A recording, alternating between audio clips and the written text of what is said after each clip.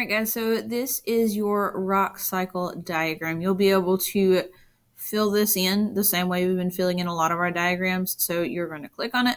There's an edit button right here. You can click on that edit button, or you can double click on the drawing and you'll be able to edit this diagram.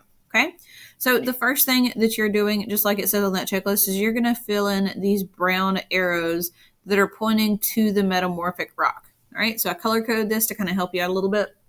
So no matter what kind of rock we start with, if we are going to metamorphic rock, we're going to have the same processes. So these arrows right here that are brown, both of those are going to have the same processes in it. And you're going to look back at your notes. You're going to use your video lessons to fill in those arrows.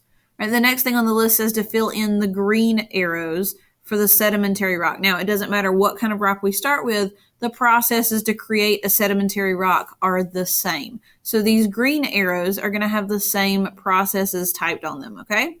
And the same thing here with these red arrows. The process to get to magma is the same no matter what kind of rock type you start with. To get to magma, it is the same. Now there's one arrow that's going to be all by itself. It's the only one that is this. So the process to get from magma to igneous rock is what you're going to put on this blue arrow right here, okay? Now, to fill in these arrows, I didn't make it difficult. You do not create a text box. All you have to do is double click on that arrow and you will be able to type in that arrow, okay? So all of these arrows, all you have to do is type, double click on them, and you'll be able to type on the arrow itself, okay? So double click on the arrow and you'll be able to type on that arrow, okay? Do not create text boxes. It will mess up the diagram. It will make it move all around and do crazy things.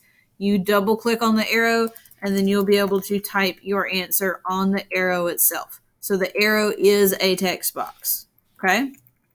So double click on the arrow and you'll be able to type on that arrow. It works on all of them, I promise you, okay? So once you've done that, you are ready to save and close. So once you've typed in all the answers on your arrows, all you have to do is double click on them and you'll be able to type in on them, however, whatever you need to type in, and you'll be able to get those answers from your notes. So once you've typed that on there, you're going to hit this save and close button and it is going to pop up on your diagram just like always. All right. So once you have done everything on this checklist, all 4 of these tasks on the checklist, then you are ready to submit your diagram. But please make sure that these arrows are not empty. I am not giving you the answers. This is the directions for how to fill in the diagram.